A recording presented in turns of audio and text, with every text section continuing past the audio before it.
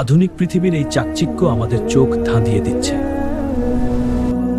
কিন্তু আমাদের মনের ভেতরে এক গভীর শূন্যতা কাজ করছে।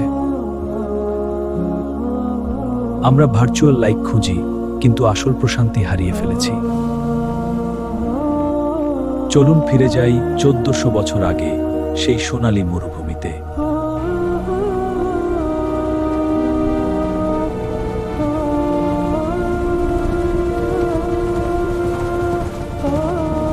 তারা ছিলেন সাহাবী, যাদের সাহসিকতা আজও বিশ্বকে অবাক করে।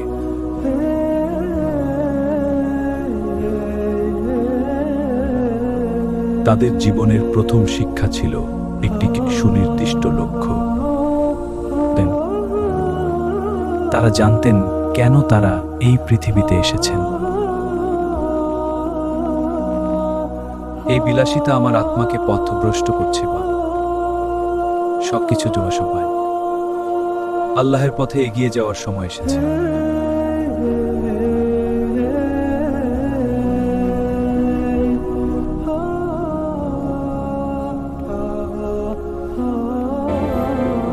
আজ আমাদের লক্ষ্য কি শুধু একটি ক্যারিয়ার, নাকি তার চেয়ে বড়? বড় লক্ষ্যই একজন মানুষকে বড় জীবিতে পরিণত করে। এই যে ভাই, এই ওজনটা দেখুন। হ্যাঁ ভাই, দেখুন সঠিক ওজন।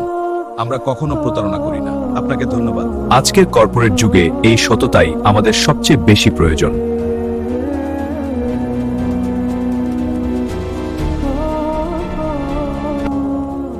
No.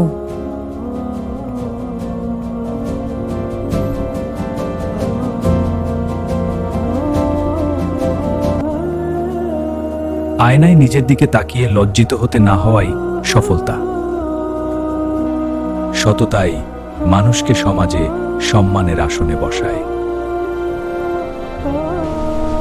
সাহাবীদের জীবনে ঝড় এসেছিল পাহাড়ের মতো।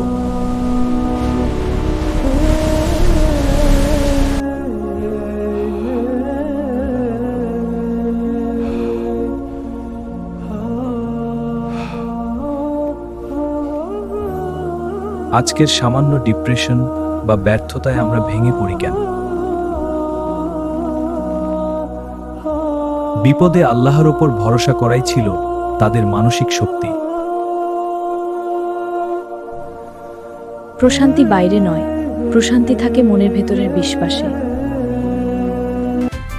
সবাই চ্যানেলটিকে সাবস্ক্রাইব করেন।